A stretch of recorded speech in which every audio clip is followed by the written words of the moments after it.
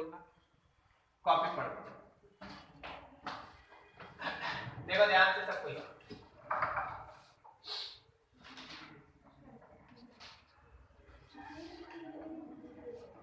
concept of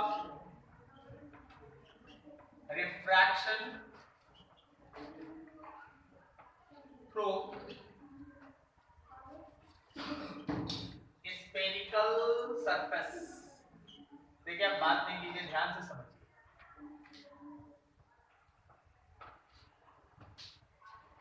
डेढ़ घंटा का क्लास है, उसमें है ना कंसंट्रेट होकर चीजों को सुनने का कोशिश करो, वहीं से सब चीजें ना बाहर आती है। हमारे पास कोई एक स्फेरिकल सरफेस है जिससे हम लोग है ना रिफ्रैक्शन को स्टार्ट कर रहे हैं, ठीक है। स्फेरिकल सरफेस से रिफ्रैक्शन, रिफ्रैक्शन का दो हिस्सा आपको बताया जा चुका है, किन्हीं का भी छोटा है तो हम उसका अलग से क्लास ले लेंगे, कोई चिंता नहीं, एक प्लेन सरफेस और एक स्लैब, ठीक। तो यहाँ तीसरे से है ना आप लोग है ना ध्यान लगाइए। जनरल तौर पे रिफ्रैक्शन में जो भी आप टॉपिक अभी तक पढ़े हैं या उसके पहले की जो डिस्कशन किए, उसका फंडामेंटल एक ही चीज है कि आपको लॉ ऑफ रिफ्लेक्शन फॉलो करना पड़ता है। लॉ ऑफ रिफ्रैक्शन में आपको मेनली उसका सेकंड लॉ फॉलो करना पड़ता है, जिसको आप स्नेल्स लॉ कहते हैं, sin i by sin r is equals to mu2 by mu1। अब यहां देखो, मान लो जैसे तुम्हारे पास ये एक स्फेरिकल सरफेस है, अगर ये स्फेरिकल सरफेस रिफ्रैक्शन का है, इस साइड में आपका एक ऑब्जेक्ट रखा हुआ है, ऑब्जेक्ट जिस मीडियम में रखा उसका रिफ्रैक्टिव इंडेक्स mu1, और रिफ्रैक्ट होने के बाद जो दूसरा मीडियम हमारे राइट हैंड साइड में स्फेरिकल सरफेस का, उसका रिफ्रैक्टिव इंडेक्स mu2। कर्व इस तरह से बना है तो ऑब्वियसली इसका सेंटर ऑफ कर्वेचर कहीं होगा, मान लो ये है इसका सेंटर ऑफ कर्वेचर, इस पे ऑब्जेक्ट से रे गिरा, यहाँ पे हम नॉर्मल ड्रॉ करने के लिए इसको C से मिला दें, आपको भी पता है स्फेरिकल सरफेस पे नॉर्मल ड्रॉ करना मतलब सेंटर ऑफ कर्वेचर से उसको मिला दीजिए, वो नॉर्मल होता है। Suppose it is bending towards normal और इस पॉइंट पे मिलके यहाँ पे इमेज का फॉर्मेशन करता है, ठीक है। इस पॉइंट को आप पोल कह दीजिए। अब देखो यहाँ पे कॉन्सेप्ट, हम लोग को एक्चुअली एक रिलेशन डिराइव करना है u, v और रेडियस ऑफ कर्वेचर के बीच। u मतलब ऑब्जेक्ट डिस्टेंस, v मतलब हो गया आपका इमेज डिस्टेंस और r हो गया रेडियस ऑफ कर्वेचर, उनके बीच रिलेशन बनाना है in terms of mu1 and mu2, refractive index को लेकर।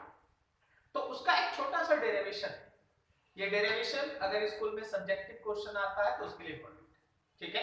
अभी देखिए आप ध्यान से, आप यहाँ पे एक नॉर्मल डाल दें, ऐसे एकदम ऑलमोस्ट है ना, पोल के नजदीक ही ये MB है, काफी क्लोज है, इस पॉइंट को A कहते हैं।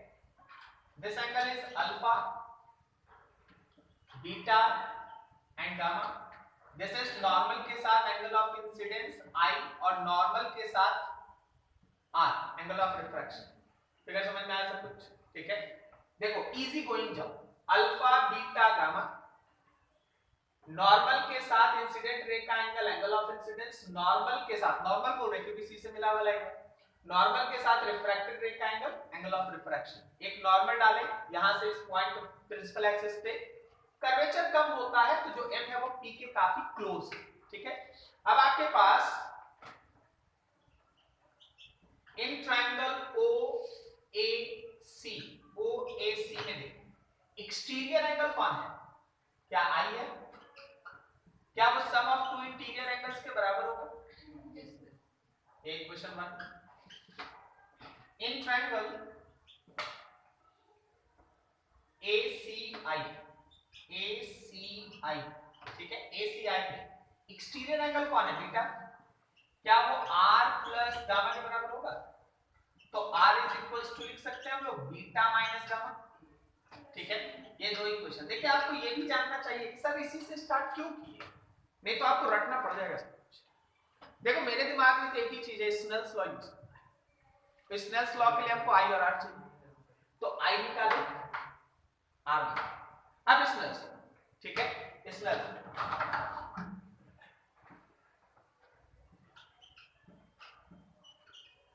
अप्लाइंग स्नेल्स लॉ,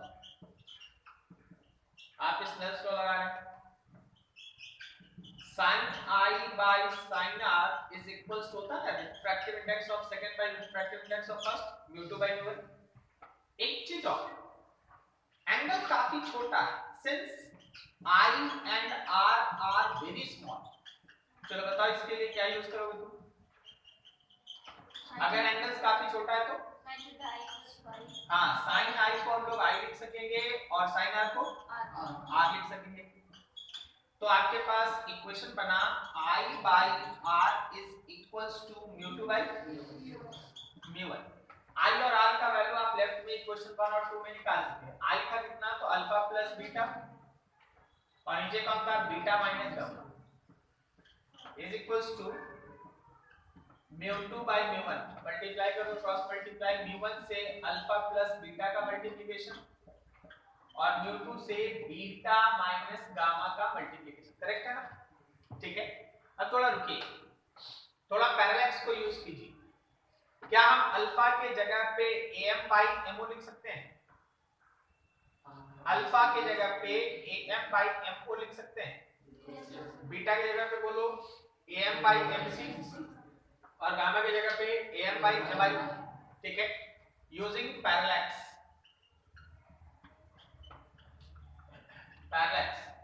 तो अल्फा की जगह पे है am by mo, बीटा की जगह पे है am by mc, और गामा की जगह पे है am by mi। इन सबको इस इक्वेशन 3 में यूज करा। सो इक्वेशन 3 बिकम्स, आपका इक्वेशन 3 क्या हो गया वो देख लो। mu1 अल्फा की जगह पे am by mo, बीटा की जगह पे am by mc,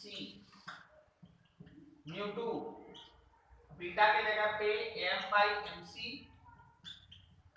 और गामा की जगह पे am by mi। करेक्ट ना? ऊपर में दोनों तरफ m कॉमन लीजिए, कट जाएगा।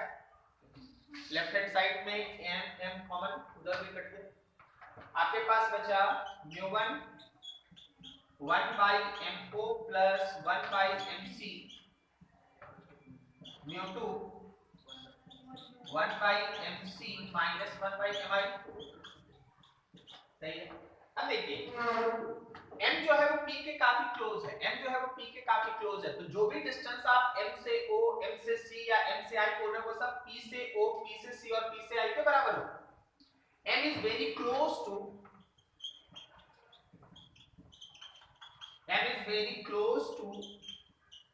p, so जो mo है उसको आप po लिख सकते हैं, जो mc है वो pc लिखा जा सकता है, जो mi है उसको आप pi लिख सकते हैं। करेक्ट ना?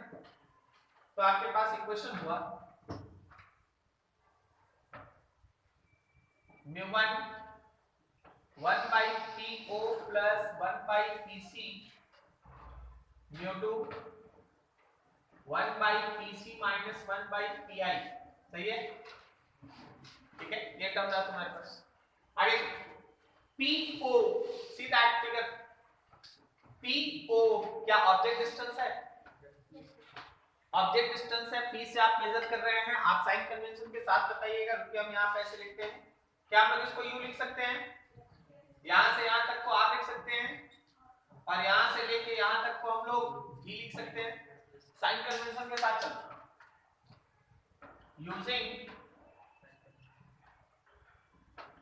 Sign convention. po मतलब माइनस u, pc मतलब प्लस r, और pi मतलब प्लस v ना। जो भी डिस्टेंस हम लोग इंसिडेंट रे के डायरेक्शन में मेजर कर रहे हैं, देखिए जैसे p से c r मेजर कर रहे हैं इंसिडेंट रे के डायरेक्शन में तो प्लस, p से i भी मेजर कर रहे हैं इंसिडेंट रे के डायरेक्शन में प्लस है, लेकिन जो डिस्टेंस हम p से o मेजर कर रहे हैं इंसिडेंट रे के अपोजिट में वो कैसा, माइनस। चारों का मतलब तीनों का साइन ऊपर पुट कर दिया, तो mu1 1 by minus u plus 1 by r, mu2 1 by r minus 1 by v। Correct ना? चलिए यहाँ पे थोड़ा जगह का हम थोड़ा एक ही बार में इसका आंसर लिखते हैं। ठीक है, आपको करना है क्या, मल्टीप्लाई करना, आगे पीछे लेफ्ट राइट करना, एडजस्ट कर लेना। You get that mu2 by v minus mu1 by u is equals to mu2 minus mu1 by r। This is very important relation।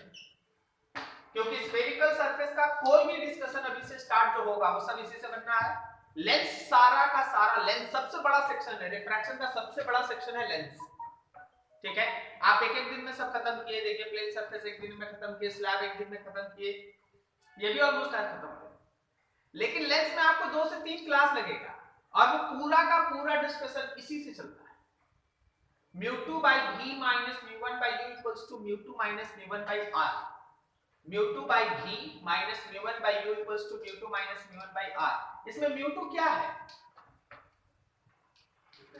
किसका? सेकेंड मीडियम, जिसमें रिफ्रैक्शन के बाद रे जाता है। ठीक है, mu1 क्या है? जिसमें इंसिडेंट रे है, इंसिडेंट रे है वो mu1 है, पहला मीडियम। जिसमें रिफ्रैक्शन के बाद जा रहा हूं mu2 है, second medium. u is object distance, v is image distance and r is the radius of curvature। ठीक है, नोट करो वहां पे।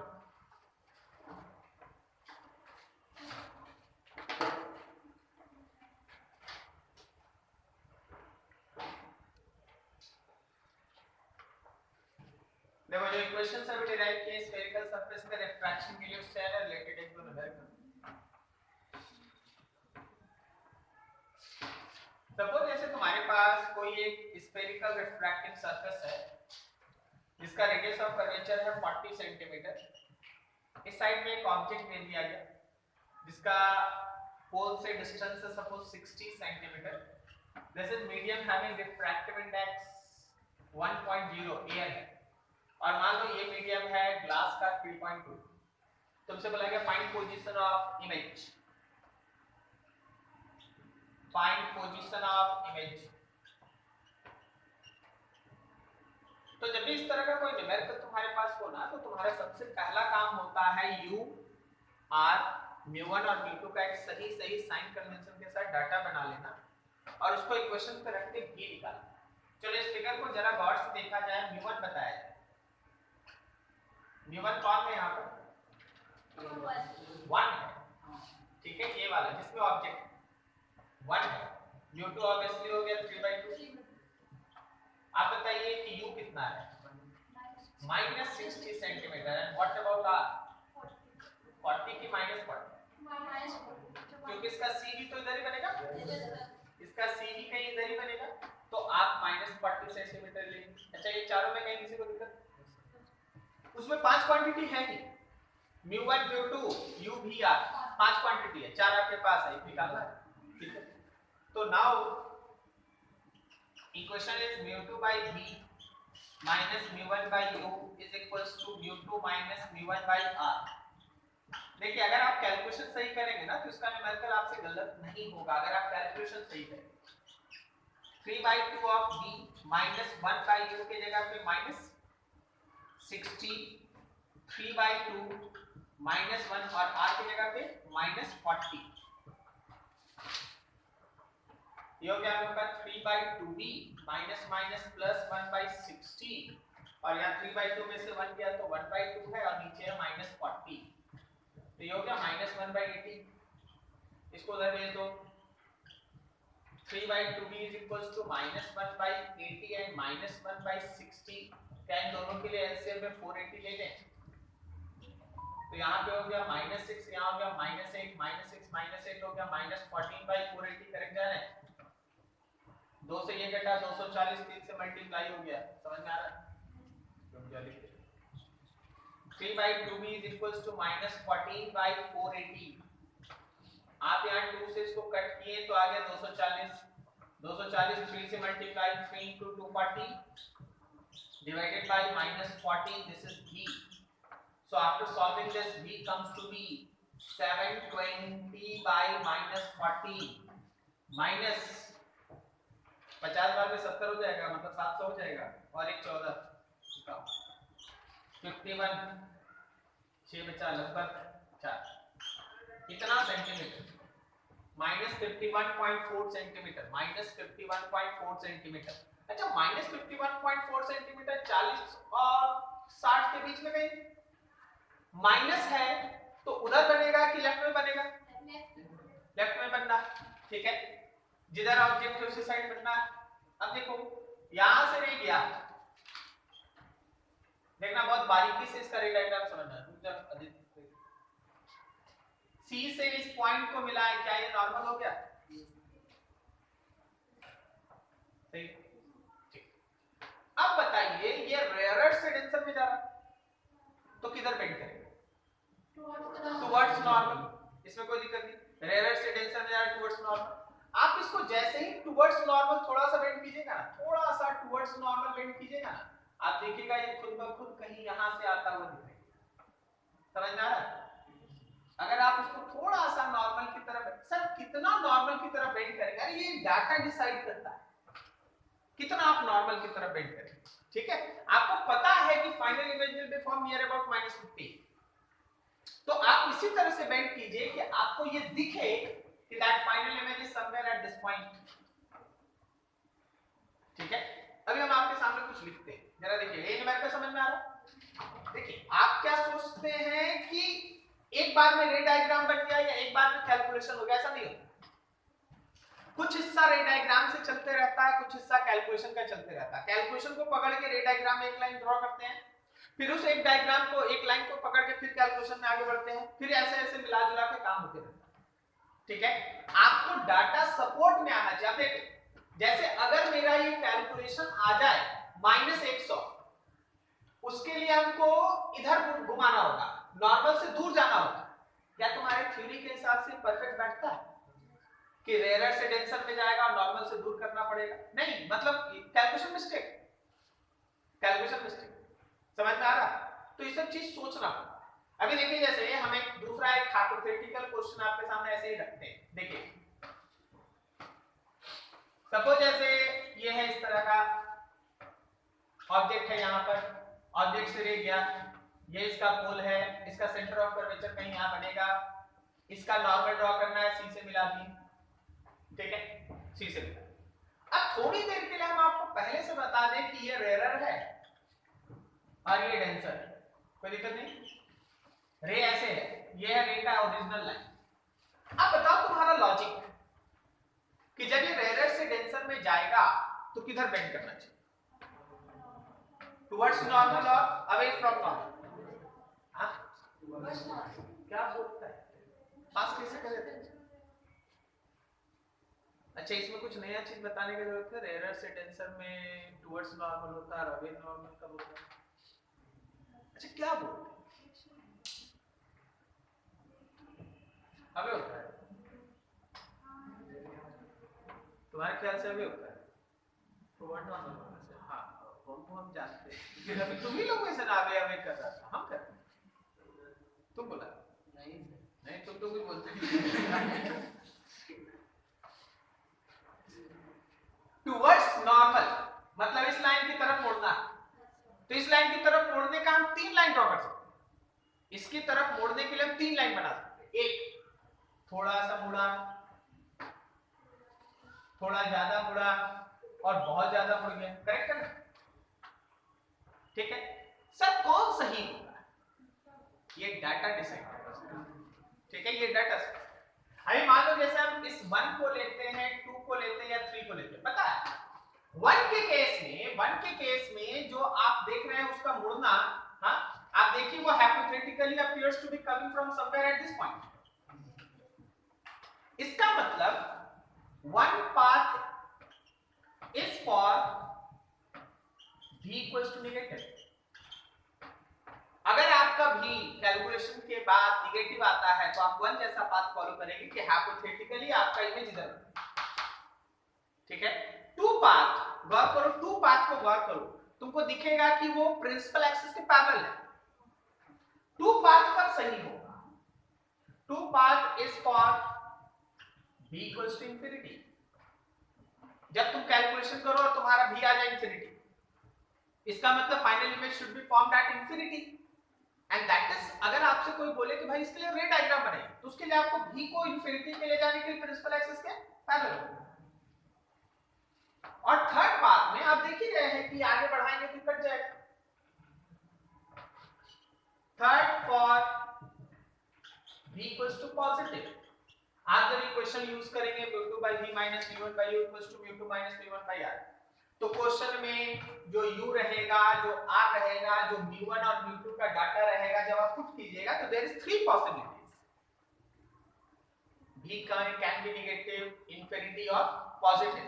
तो आप कौन सा रे डायग्राम का फॉलो करेंगे उसके लिए आइडिया। v नेगेटिव आ गया तो हम थोड़ा कम मोड़ेंगे, ज्यादा नहीं मोड़ देंगे, थोड़ा कम मोड़ेंगे। नॉर्मल की तरफ तो मोड़ना ही है, उसमें बेसिक में कभी कोई अंतर नहीं होता। नॉर्मल की तरफ मोड़ना, थोड़ा कम मोड़ेंगे ताकि लगे कि यहां से। जब v इंफिनिटी आ गया तो इतना मोड़ देंगे कि पैरेलल दिखे। पॉजिटिव आ गया ज्यादा मोड़ देंगे, जाके कट करें। समझा? ठीक है, नोट करो, नोट करना और इसको बनाना। तो पूरा एक क्वेश्चन दे रहे आपके लिए, रे डायग्राम के साथ देखेंगे।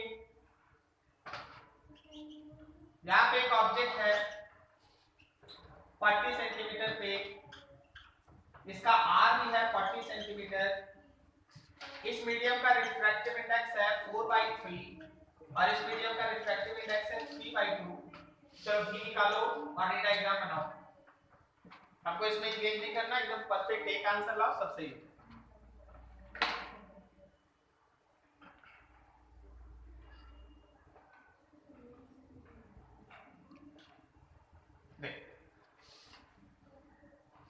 Next question,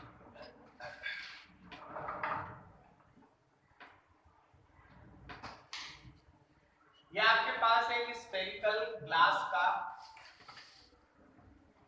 sphere, glass sphere, centre है इसका।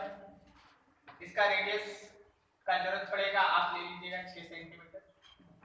आप ऑब्वियसली ग्लास बोल रहे हैं तो रिफ्रैक्टिव इंडेक्स आपको पता है, चारों तरफ एयर है। बोला गया यहां से एक ऑब्जेक्ट यहां से 10 सेंटीमीटर की दूरी पे रखा है और इसको कोई एक ऑब्जर्वर इधर से देख रहा है। जब आप इस साइड से उसको देखेंगे तो ऑब्जेक्ट से जो रे निकल के ऑब्जर्वर तक आएगा, उसको दो रिफ्रैक्शन का सामना करना पड़ेगा। एक लेफ्ट वाले फेस का रिफ्रैक्शन और फिर उसके बाद राइट।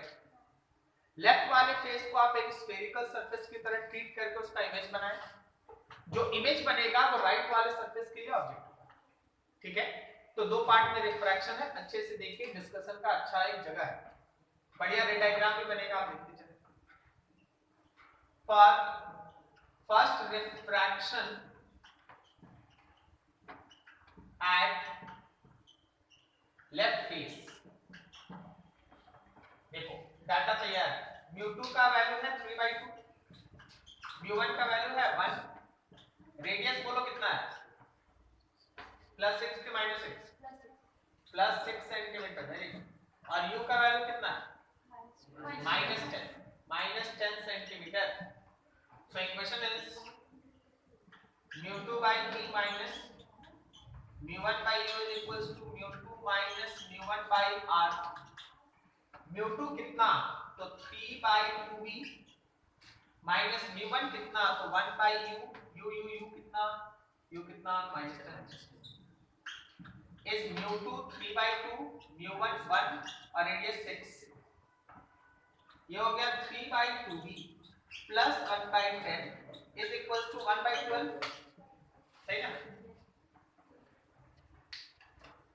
अभी लिख सकते हैं 3/2v is 1/12 minus 1/10।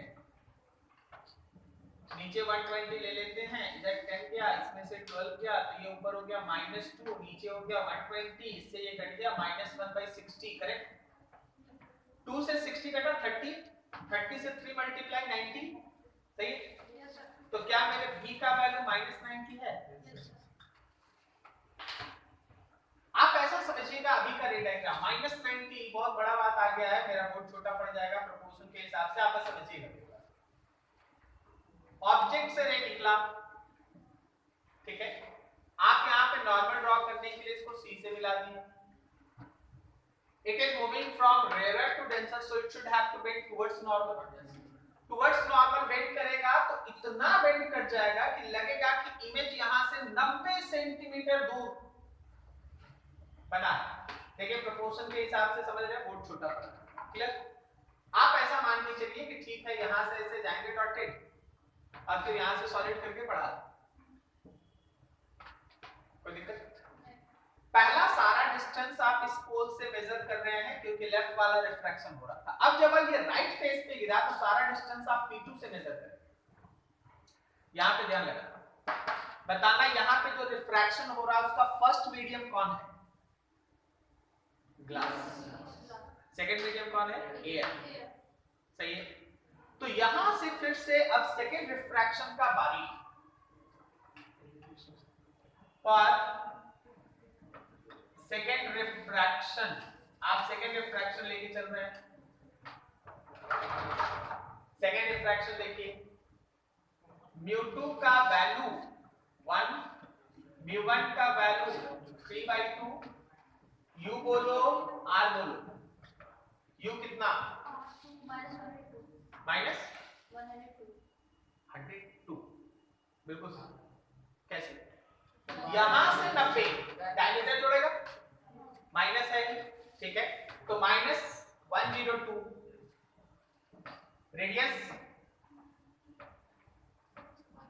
6 के -6, -6, क्योंकि आपका डिस्टेंस इधर है, देखो इंसिडेंट लेफ्ट से राइट है, डिस्टेंस इधर है, सही है। फिर से निकालते हैं v, μ2 by v minus μ1 by u is equals to μ2 minus μ1 by r, μ2 3/2v, μ1 1 by minus 102, μ2 गलत लिखे वहां पर, वहां 1 होगा, यहां 1 होगा, यहां 3/2 होगा, ठीक है। μ2 1, μ1 3/2 और रेडियस -6, 1 by b प्लस कितना हो गया?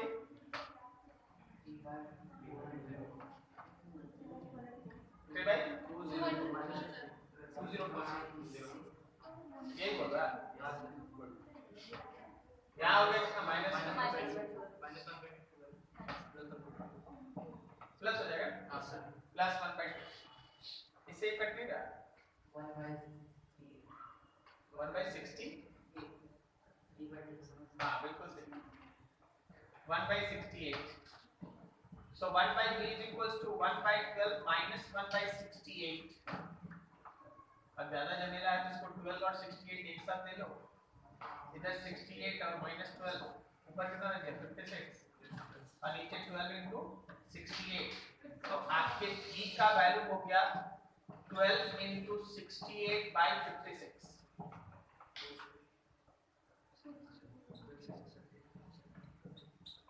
ठीक है, 4 से, ठीक है, हाँ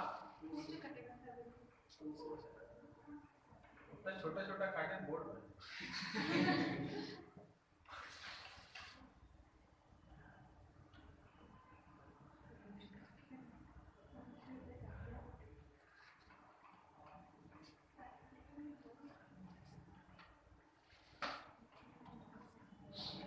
ऑलमोस्ट 4.98, या आप बोल ही सकते हैं 14 5 70 होता है तो 4.99, 3 से मल्टीप्लाई कर लो ना, अप्रॉक्सीमेट कर दे क्या यहाँ 15, लगभग 15 सेंटीमीटर, ठीक है, एक idea 15 centimetre is very interesting, it is positive, तो P2 के लेफ्ट में राइट, राइट, सही है। अब आप देखिए, आप यहाँ पे नॉर्मल बनाइएगा तो ऐसे मिलानी, आपको पता है डेंसर से रेयर में जा रहा है, रेयर है, तो नॉर्मल से दूर जाएगा, अब नॉर्मल से दूर में हम तुमको थोड़ा गलत सही सब बना के दिखाते हैं, नॉर्मल से दूर में ये लाइन भी है, ये लाइन भी है, ये लाइन भी है, कौन सा सही है? नीचे वाला, क्योंकि वही जाके रियल तौर पे कट करेगा तब आएगा पॉजिटिव, समझ गए? तो आपको ये सब चीज 2-4 गलती के बाद सीख लेना, आपको आइडिया है कि हाँ भाई 15 सेंटीमीटर लगभग यहाँ है, ले आके मिला दो, this is the final position of image, observer को इमेज यहाँ दिखाई देगा P2 से 15 सेंटीमीटर दूर, या सेंटर से बोलो तो 21 सेंटीमीटर दूर, करेक्ट, जैसा आंसर वैसा, ठीक है। तो ऐसी चीजें चलती है, और ये सब है ना स्फेरिकल रिफ्रैक्शन का सब एग्जांपल है और बेहतरीन क्वेश्चन सेट, नोट करो बेटा।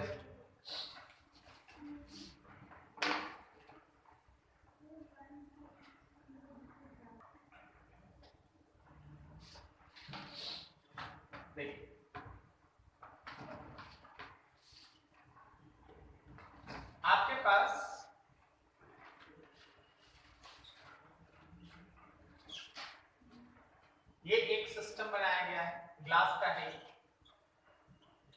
लेकिन ये वाले फेस को इस तरह से पॉलिश करके एक प्लेन मिरर में कन्वर्ट कर दिया गया। ओके, बोलेंगे देखिए भाई यहाँ पे इसका सेंटर है और यहाँ से यहाँ तक का जो डिस्टेंस है वो 10 सेंटीमीटर है। आप इस पॉइंट से चारों तरफ ये है, आप इस पॉइंट से एक ऑब्जेक्ट को कितने डिस्टेंस पे रखेंगे, आप इस पॉइंट से एक ऑब्जेक्ट को कितने डिस्टेंस पे रखेंगे कि final image will form at object itself. x निकालो ताकि जहां ऑब्जेक्ट है फाइनल इमेज भी वहीं बने। जब आपसे कोई भी इस तरह का न्यूमेरिकल बोलता है कि जहां फाइनल मतलब जहां ऑब्जेक्ट है वहीं पे फाइनल इमेज बने, तो उसका एक कॉन्सेप्ट ये होता है कि रे जिस रास्ते से गया उसी से वापस आए। जिस रास्ते से रे गया है अगर उसी को फॉलो करके वापस आता है तो जहां ऑब्जेक्ट है वहीं इमेज का फॉर्मेशन होगा। समझ में आया? तो तुमसे यही बोला जा रहा है यहाँ पर फाइंड x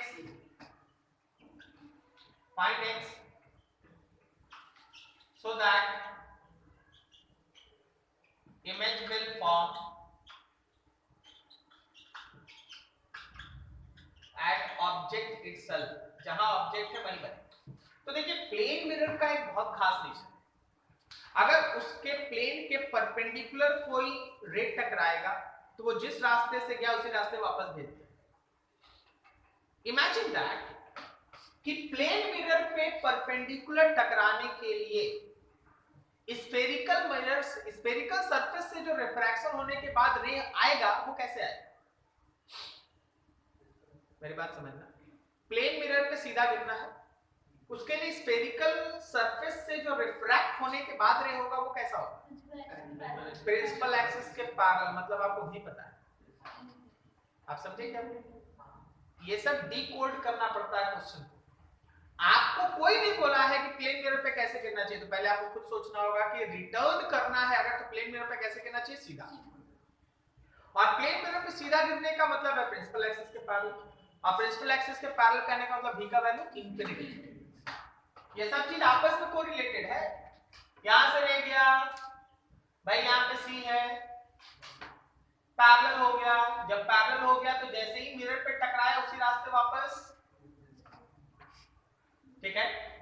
फॉर दिस इसके लिए, फॉर दिस इसके लिए भी आपको पता है इंफिनिटी, भी पता है, u आपको निकालना है, रेडियस आपको पता है, प्लस 10 ना, μ1 आपको पता है, 1 μ2 आपको पता है, 3/2 सबको इक्वेशन में पुट कीजिएगा, सॉल्व कीजिएगा। x नहीं है तो इक्वेशन है हम लोग के पास μ2 by v minus μ1 by u equals to μ2 minus μ1 by r, correct. तो μ2 के जगह पे हम लोग पुट कर दिए 3/2, v के जगह इंफिनिटी तो ये 0 होना है, μ1 के जगह 1 minus x, यहां पे हो गया μ2 कितना 3/2, μ1 कितना 1, r कितना प्लस 10, सही ना। ये तो 0 हो गया, खत्म। Minus minus plus 1 by x is equals to 1/2 10, so x is equals to 20 centimetre.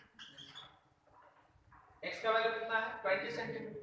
मतलब अगर आप यहां से 20 सेंटीमीटर दूरी पे ऑब्जेक्ट को रखेंगे तो ऑब्जेक्ट से निकला हुआ रे मिरर के ऊपर परपेंडिकुलर स्ट्राइक करेगा, उसी पाथ से होगा।